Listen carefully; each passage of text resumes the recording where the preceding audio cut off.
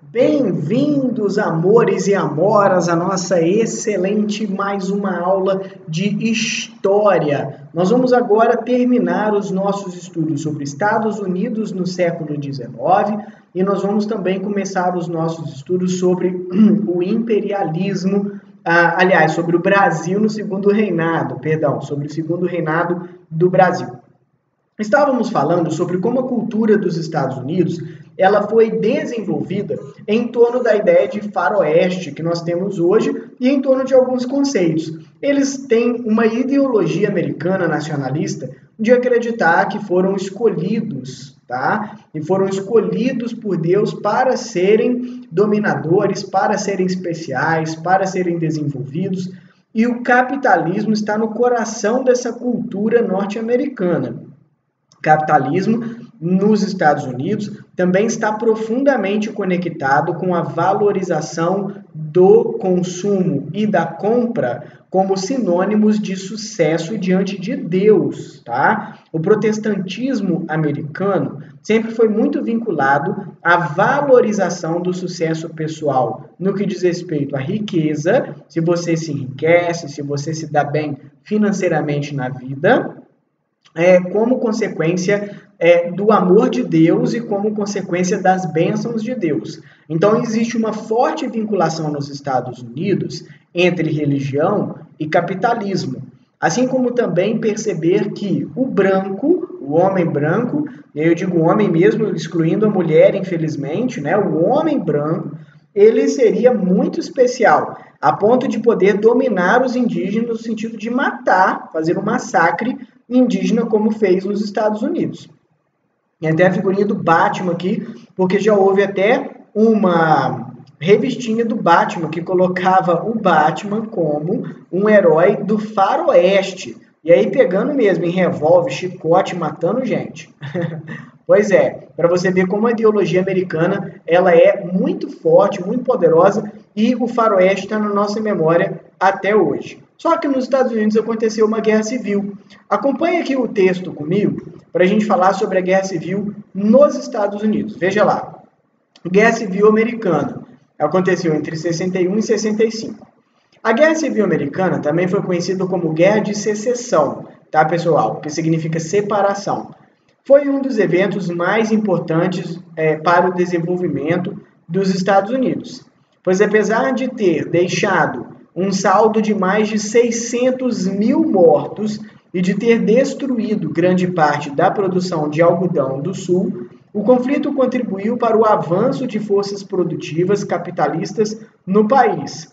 Para compreender melhor o conflito deflagrado no século XIX, entretanto, é necessário remontar ao século XVIII, quando as divergências internas entre os estadunidenses já demonstravam-se latentes, ou seja, já estavam lá.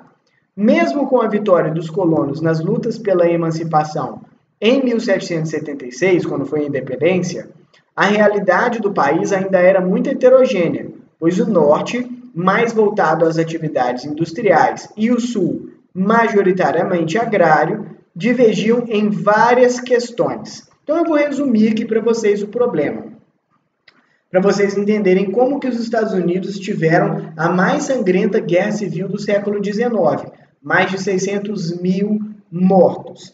Os estados ao sul dos Estados Unidos, tem até aqui uma imagem bacaninha para a gente dar uma olhada, aqui os estados mais ao sul, eles eram agrários e exportadores. Os estados mais ao norte, eles eram capitalistas e industrializados.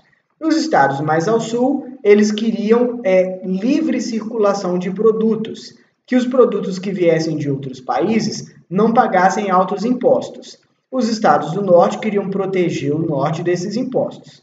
Além disso, os estados do sul eram escravocratas. Eles detinham muitos escravos. Já os estados do norte não praticavam a escravidão. Então havia uma grande divergência, uma grande rixa, uma grande disputa entre esses estados. Os estados do sul a favor da escravidão, os estados do norte a favor da abolição e do capitalismo. A questão é que os estados a oeste dos Estados Unidos ainda não existiam, eram novos estados. Então estavam surgindo muitos novos estados nos Estados Unidos por causa da expansão americana. Então o que a gente vê? A questão escravista virou um grande foco nessa expansão dos Estados Unidos. Se novos estados estavam surgindo, novos estados a oeste estavam surgindo, eles seriam escravistas ou eles seriam abolicionistas? Havia uma grande e importante questão aqui a ser decidida. Será que eles vão adotar a escravidão? Será que eles vão adotar o capitalismo? Pois é, a ideia era que os novos estados poderiam decidir.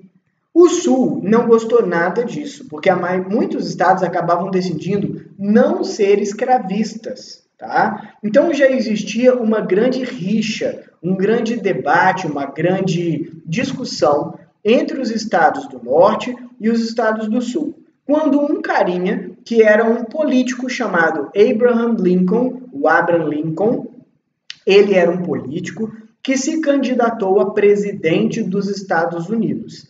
E ele representava os estados a oeste. Só que ele fez uma aliança política com os estados do nordeste dos Estados Unidos, do norte e nordeste. Essa aliança política a gente chama de coalizão. Ele fez uma coalizão política. E aí ele representaria os interesses abolicionistas. O que acontece? O Abraham Lincoln, ele é famoso porque ele vai ser o primeiro presidente dos Estados Unidos eleito a não representar o Sul. Até então, todos os presidentes dos Estados Unidos da América eram presidentes que representavam o interesse dos estados do Sul. Mas o Abraham Lincoln foi eleito em 1861, representando os interesses dessa coalizão entre o Oeste, o Norte e o Nordeste dos Estados Unidos. Então, o que nós temos aqui nesse caso, nós temos nesse sentido a decisão de que o Abraham Lincoln iria desenvolver a abolição da escravidão nos Estados Unidos. Entre outras coisas, atender aos desejos econômicos dos estados capitalistas. Os estados do Sul não respeitaram essa decisão do Lincoln. Os estados do Sul se proclamaram independentes e eles reconheceram o Jefferson Davis, que seria um outro cara que seria o candidato deles. Os estados do Sul eram extremamente racistas e preconceituosos. Não que o racismo fosse uma exclusividade dos estados do Sul nessa época, tá? O próprio Abraham Lincoln chegou a sugerir para os estados do Sul, olha só que interessante, que a questão da abolição pudesse ser ignorada. Ah, não, desconsidera aí, beleza, não quer fazer abolição? Beleza. Então desconsidera e para a gente poder ficar unido. O Abraham Lincoln até sugeriu parar de discutir sobre a abolição para que os Estados Unidos continuassem unidos.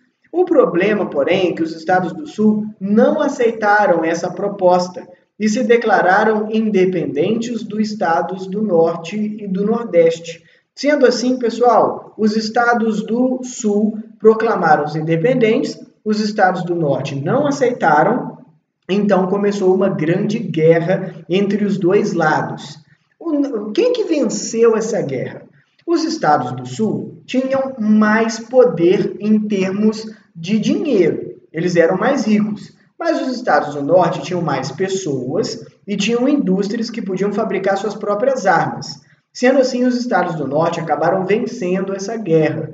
E por causa dos estados do Norte terem vencido essa guerra, o capitalismo foi imposto de maneira obrigatória, de cima para baixo, a todos os estados dos Estados Unidos.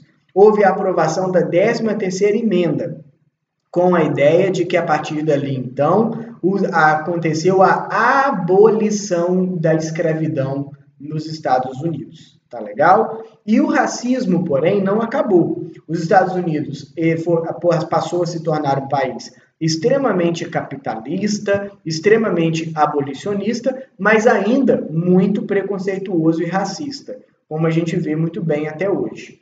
Pessoal, uma das consequências dessa abolição, na verdade, foi o ódio, né? O ódio que os estados do Sul continuaram defendendo em relação aos estados do Norte.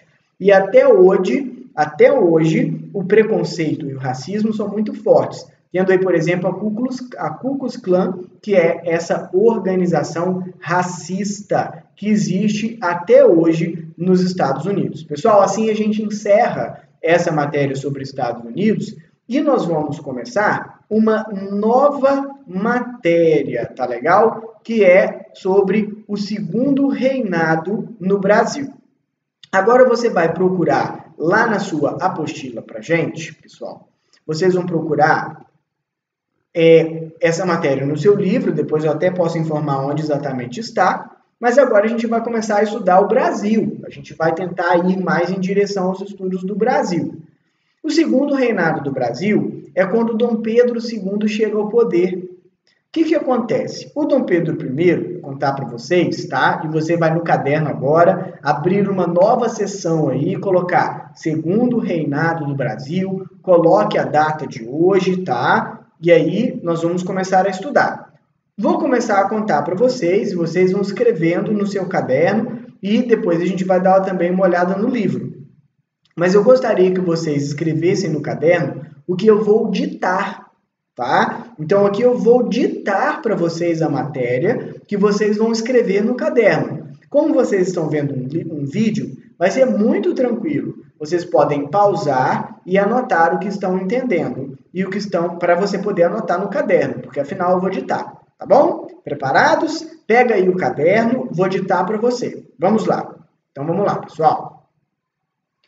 Em 1831, tá? Em 1831, Dom Pedro I decidiu voltar para Portugal. Dom Pedro I decidiu voltar para Portugal para resolver problemas de família.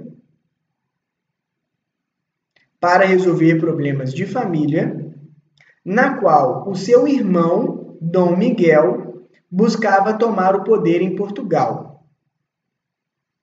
Tá? Beleza? Sendo assim, pode pausar o vídeo e anotar.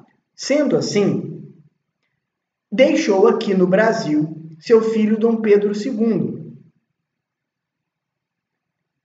Ao longo do tempo, enquanto Dom Pedro II era ainda uma criança, o Brasil passou por um período chamado regencial. Tá anotando? Vamos lá. O Brasil passou por um período chamado regencial, quando de maneira temporária, políticos brasileiros governavam o Brasil.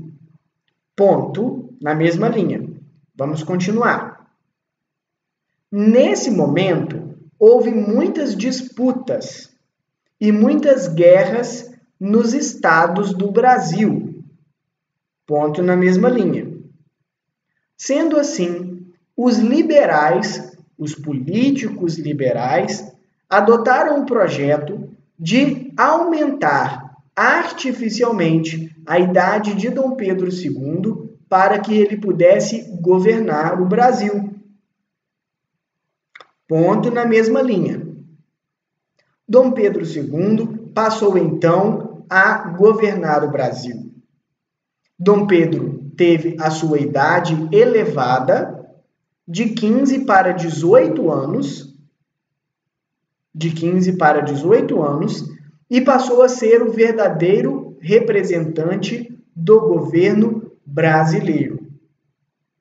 Vírgula. Esse foi o chamado golpe da maioridade. Ponto final. Tá? Lembre-se que você está num vídeo, então você pode pausar para anotar com calma tudo o que eu ditei. Agora eu quero explicar para vocês, pessoal. O Dom Pedro II, ele era um adolescente, mas ele foi elevado ao poder no Brasil, ao poder político, porque, na verdade, pessoal, a maioria dos políticos brasileiros estavam insatisfeitos com a ausência de autoridade. O Brasil sempre foi uma colônia, ainda existia pouca experiência prática entre os políticos brasileiros e muita divergência.